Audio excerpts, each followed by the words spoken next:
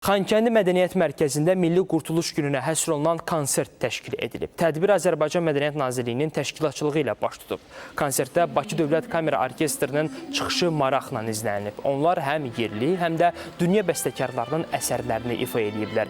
Qeyd eləyək ki, bu Xankəndi Mədəniyyət Mərkəzində əsaslı təmirdən sonra keçirilən ilk konsertdir.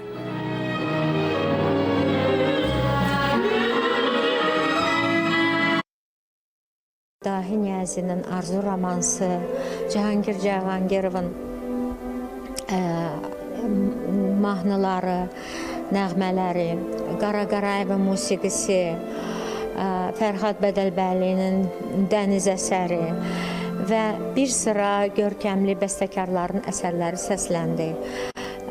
Bizim azad olunan torpaqlarımızda belə konsertlərimizin keçirtməyi xalqımız üçün nə böyük bir xoş sevinç bağışlayır. 15 iyun Milli Qurtuluş Günü ilə əlaqədar olaraq gözəl, səfalı, möhtəşəm Xankəndi şəhərimizə qonaq oldum.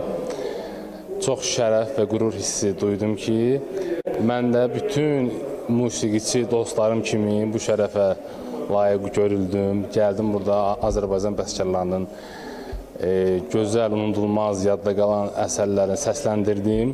İnşallah ki, davamlı olar. Bütün musiqi sevərləri, musiqiçiləri bu şəhərdə, bu səhnədə görməyi arzulayıram.